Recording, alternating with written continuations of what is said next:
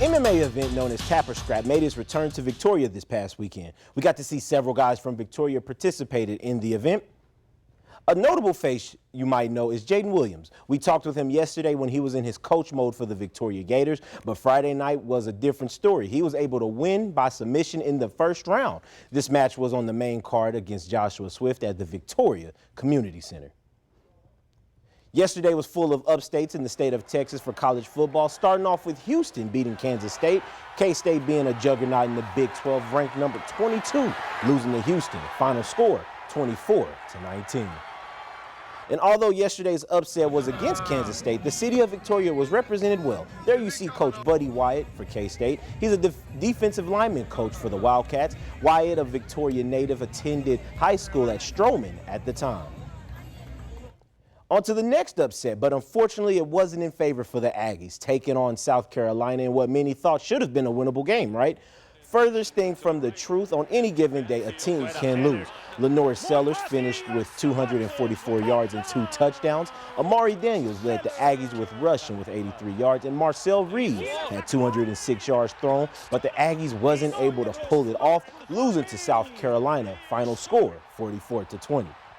With yesterday's big loss, that pushes Texas A&M all the way to the 15th spot. Falling 5 places down, Notre Dame is now number 10 after previously being number 8. It's also important to note that Texas went up after their bye week. They are now number 5. The Aggies will play New Mexico in their next game at home.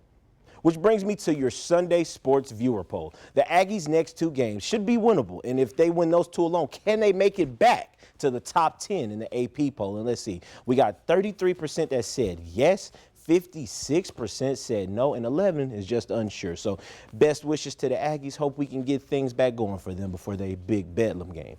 And on to the NFL, the Cowboys taking on the Atlanta Falcons. Atlanta going into this game 5-3.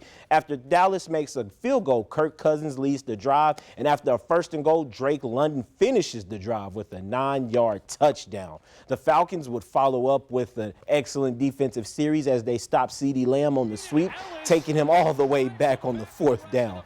Cowboys would lose the game. Final score, 27-21. Prescott and Cooper Rush both took the field, finishing with 100 yards apiece passing. Wrapping things up with some NBA talk, Steph Curry is out indefinitely as the Warriors took on the Houston Rockets last night. The Warriors looked to have taken control early on in the game. The Rockets were down by 15 towards the end of the first quarter. The Rockets were able to come back and put things into overtime. And the veteran leadership took over in favor of the Warriors with Draymond Green and Jonathan Kuminga and Andrew Wiggins, which saw them walk away with the victory. Final score, 127-121. Jabari Smith Jr. led the Rockets in scoring with 21 points.